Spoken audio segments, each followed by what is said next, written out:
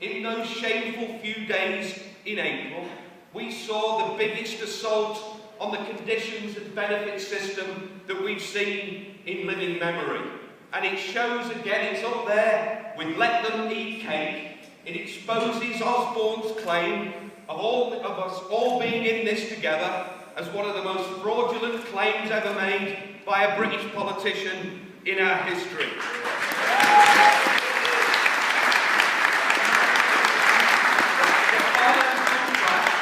Caused by capitalism, a free market capitalism, the greed and speculation of the bankers and the financial institutions, the bailouts of the very same people, the deficit that creates becomes the pretext for the biggest assault on working class conditions, an attack on the poorest and vulnerable in our society, an attempt to complete the unfinished work of Thatcher and Blair. Now, PCS members are fighting back because we, like all public sector workers, are facing the biggest attack on our paid jobs and conditions we've ever seen. We're engaged in national action, walkouts, a rolling programme of action across all of the groups, and we will continue, as any self-respecting union has to do in the current climate, to fight tenaciously to defend the future livelihoods of our members. But I just want to say,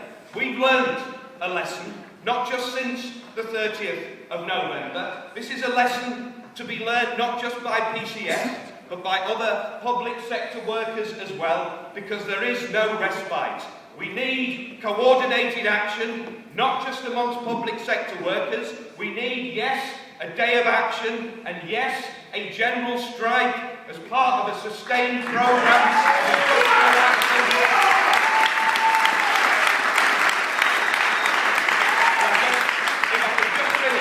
I want to echo the opening remarks of Roger and John McDonnell, because amidst all of the terrible eulogies to Thatcher, there's one important observation missed out in most of the media coverage, and that is that Thatcher wasn't defeated by some in-house coup of Tory MPs.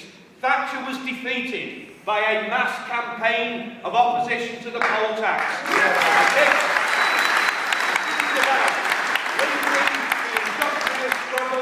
The direct action, the community protests and the mass movement we need to defend the poorest and vulnerable, to challenge this government, and yes, to pose the question, we believe here, another world really is possible. Thanks very much for listening.